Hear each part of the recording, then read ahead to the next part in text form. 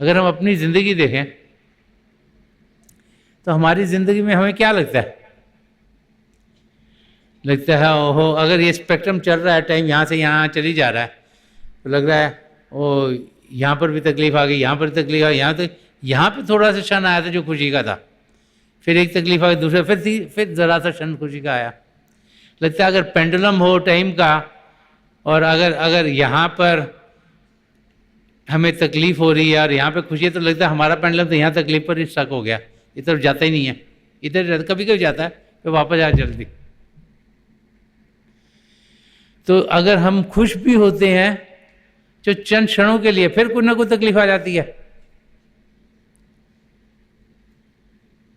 तो वो आनंद की अवस्था जो सदा सदा के लिए रहे, वो हम सब पा सकते हैं, जिसमें कि हमारा पेंडुलम तकलीफ में नहीं लेकिन खुशी की अवस्था में स्टक है, वहां पर जाके पड़ा हुआ है।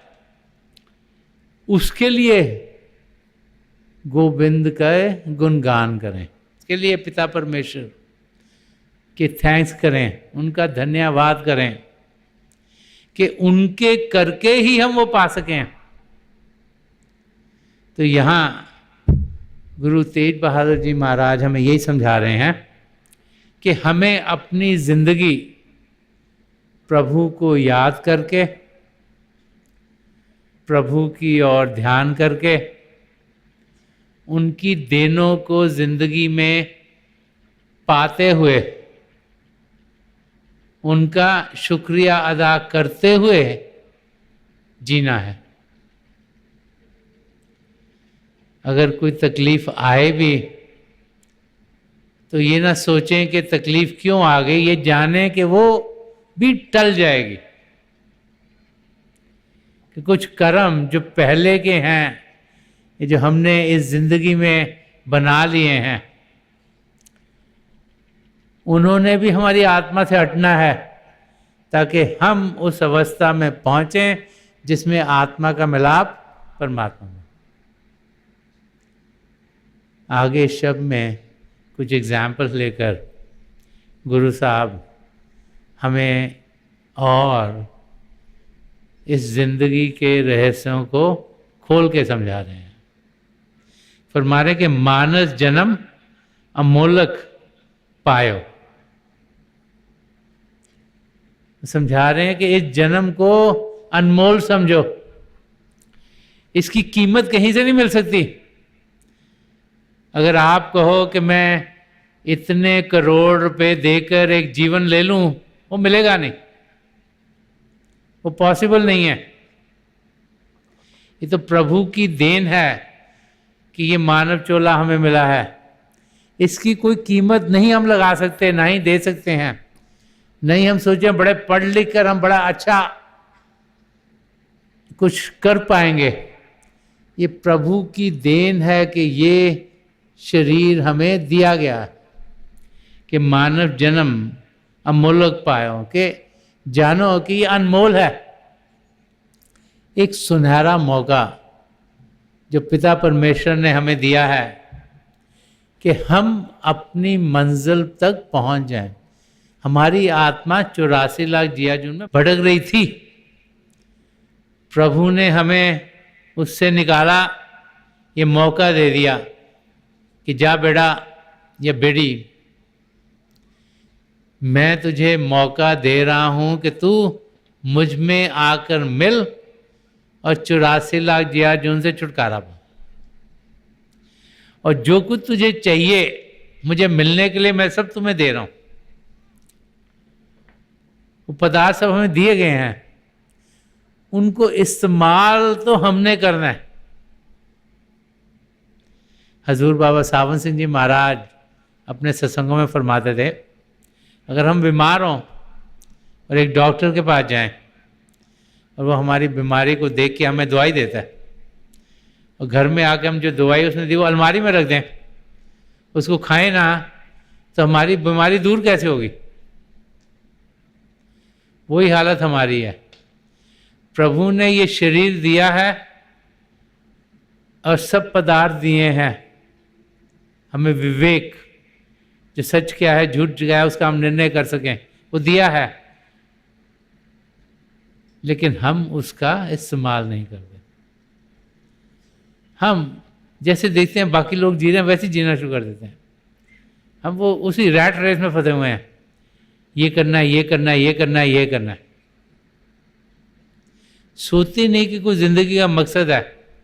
और अगर सोचते हैं तो ये सोचते हैं कि ये बाहर की दुनिया में अपने आप को एस्टैब्लिश करना है, और पूरा ध्यान उस ओर लगा देते हैं कि इस दुनिया में हम कुछ बने, कि और हमें देखे कि हाँ ये तो कोई है।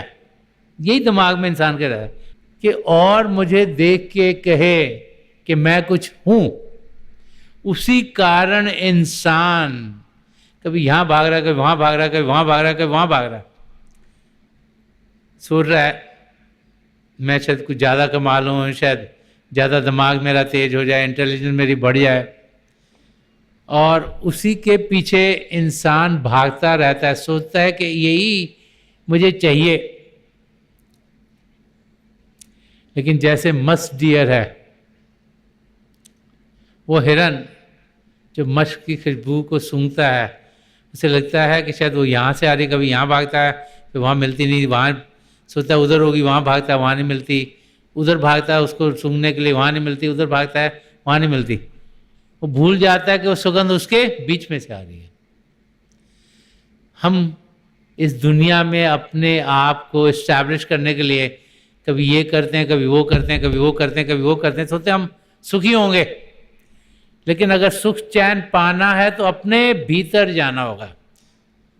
गुरु अर्जन देव जी महाराज ने फरमाया कि सब कुछ घर में बाहर नहीं, बाहर टोले सो भरम बुलाई, कि सब कुछ इंसान के अंदर है, अपने घर में है, बाहर कुछ भी नहीं है। जो बाहर की दुनिया में खुशियां ढूंढता रहता है, सच्चाई ढूंढता रहता है, वो एक भ्रम की जिंदगी जिएगा, भूल भुलैयों में जिएगा। क्योंकि ये बाहर की दुनिया माया की दुनिया है, और ये माया की दुनिया में इंसान बड़ी जल्दी से फंस जाता है और उसको सही धाम पर जाने का रास्ता नहीं मिलता। तो यहां पर गुरु तेग बहादुर जी महाराज हमें समझा रहे हैं कि मानव जन्म अमोलक पायो, बिरथा काहे गवायो। वो कह रहे हैं ये शरीर बड़ी मुश्किलों से मिला, बड़े भागों से मिला है, ये अनमोल है, इसकी कोई कीमत नहीं। तुम यहां कुछ भी दोगे तो तुम्हें मिल नहीं सकता, इसको व्यर्थ में तुम गवा क्यों रहे हो? क्योंकि ये शरीर भी सीमित है, आत्मा असीम है, शरीर सीमित है। 50 साल के लिए मिला है कि 60 साल के लिए मिला है कि 20 साल के लिए मिला है कि 100 साल के लिए मिला है, ये हमें मालूम नहीं। प्रभु को मालूम है, जब उन्होंने दिया, हमारी सांसें गिन के दे दी, लेकिन हमें मालूम नहीं हम सबकी कितनी कितनी सांसें हैं। तो एक ना एक दिन हमने इस शरीर को छोड़ना है। ये मौका गया, हाथ से गया।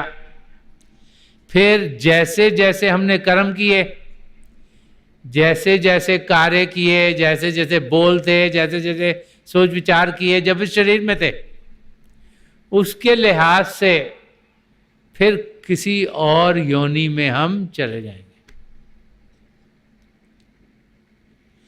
तो फरमा रहे हैं कि इस सुनहरे मौके को वर्थ में गवाओ नहीं, ये बड़े मुश्किल से मिला है, हम बड़े किस्मत वाले हैं कि हमें ये मिला है, इसका पूरा पूरा फायदा उठाओ। हर एक शब्द के पीछे पॉजिटिविटी है कि हम प्रभु की ओर कदम बढ़ाएं। और आगे फरमा रहे हैं, पतित पुनीत दीन बंद हरि के पिता परमेश्वर हरि वो कौन है? कि जो पापी हैं उनको वो पवित्र कर देते हैं, जो दीन दुखारे हैं उनको सहायता देते हैं। हम इंसान इस धरती पर आते हैं, बहुत से पाप करते हैं, बहुत सी गलतियां करते हैं, लेकिन वो अपनी दया दृष्टि से, अपने प्यार से हमें पवित्र कर देते हैं। हमारे पापों को वो भुला देते हैं, हटा देते हैं, धो देते हैं। हम दीन दुखी हैं, दुनिया में ध्यान देते हैं, दुखों से भरे हैं, लेकिन उनके प्रेम से क्या होता है कि हम खुशी की जिंदगी जीना शुरू कर देते हैं। तो प्रभु कैसे हमें सहायता करते हैं, किस किस्म की सहायता करते हैं, वो यहाँ में समझाया जा रहा है कि पतित पुनीत दीन बंधहरी शरण ताहे तुम आओ। तो कह रहे हैं कि उनकी शरण में आओ, कि जब उनकी शरण में आओगे तो जितने भी दुख दर्द हैं वो दूर हो जाएंगे। कि दुख भंजन तेरा नाम जी, दुख भंजन तेरा नाम, कि दुखों को हरने वाली चीज क्या है? पिता परमेश्वर का नाम। से नाम कहो, शब्द कहो, जो प्रभु से उत्पन्न हुआ, इसीलिए उन्हें हरि कहा है कि वो दुखों को हरने वाले हैं। हमारे दुख उनकी शरण में आते हुए ही दूर हो जाते हैं। और इसीलिए यहां समझाया जा रहा है कि हम प्रभु की शरण में जाएं। इस दुनिया में हम जीते हैं तो क्या होता है? सबसे पहले तो हम अपने माँ बाप की शरण में होते हैं, हमें चलना सिखाते हैं, खाना पीना सिखाते हैं। फिर जैसे हम थोड़े बड़े होते हैं, हम स्कूल में जाना शुरू कर देते हैं, तो अपने टीचर्स की शरण में पहुंच जाते हैं। फिर स्कूल कॉलेज में टीचर से प्रोफेसर्स की शरण में पहुंचे, वहाँ से पढ़ के लिखते हैं। तो फिर जहाँ काम करना शुरू कर देते हैं, वहाँ जिनके लिए काम कर रहे हैं उनकी शरण में पहुंच गए। हो सकता है हमारी फैमिली में हमारे माँ बाप से आगे कोई और रिश्तेदार हों जिनकी हमें मदद मिलती है, हम उनकी शरण में चल जाते हैं। जिसकी भी हम शरण पाते हैं इस दुनिया में, वो क्योंकि खुद सीमित है, इस करके वो हमें सिर्फ वही दे सकते हैं जो उनकी सीमा में हो। जितनी उनको जानकारी है उतनी ही वो मदद कर सकते हैं। लेकिन प्रभु जो असीम है, जिन्हें सब कुछ मालूम है, उन्हें ये मालूम है कि पीछे हुआ क्या था, आज हो क्या रहा, वो आगे होगा क्या। वो हमारा सब कुछ जानते हैं और उन्हें ये भी मालूम है हमारे लिए बेहतर क्या है। तो कह रहे हैं कि उनकी प्रोटेक्शन में पहुंचे, उनकी शरण में जाएं। उनकी ओर पहुंचेंगे तो हमारे आसपास राम रेखा खुद ब खुद लग जाएगी। राम रेखा हमारे चौगर्द दुख मिले ना भाई। के प्रभु की शरण जब हमारे अंग संग होती है तो कोई भी दुख हमारे आसपास आ नहीं सकता। जब ध्यान पिता परमेश्वर की ओर होता है तो कोई दुख नहीं है जो हमें तकलीफ दे सकता है, क्योंकि उनका सहारा हमें उठाए हुए है, वो हमारे अंग संग है। और जब प्रभु हमारे अंग संग होंगे तो फिर इंसान को किसी चीज का डर नहीं। यही वो अगली लाइन में समझा रहे हैं। फरमा रहे कि गज को त्रास मिटियो जे सिमरत, तुम काहे विसरावो। वो एक माइथोलॉजी का एक वाक्य समझा रहे हैं कि एक एंजल थी, परी थी, कि उससे नाराज हो गया, कुछ श्राप दे दिया किसी ने, उसे हाथी बना दिया।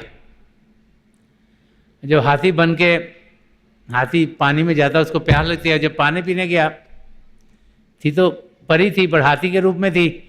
जब वो पानी पीने गए तालाब में तो एक मगरमच्छ ने उसको पकड़ लिया।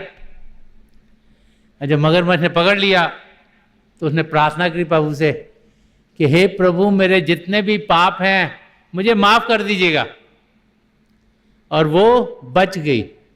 तो जो माइथोलॉजी में वो वाक्य है वहाँ पर यहाँ को रेफरेंस दिया गया है कि वो एंजल जब हाथी के रूप में थी और मगरमच्छ ने पकड़ लिया तो उसको डर लगा कि अब तो मैं मर जाऊंगी, ये तो मुझे खा जाएगा मगरमच्छ, पर प्रभु से प्रार्थना की और बच गई।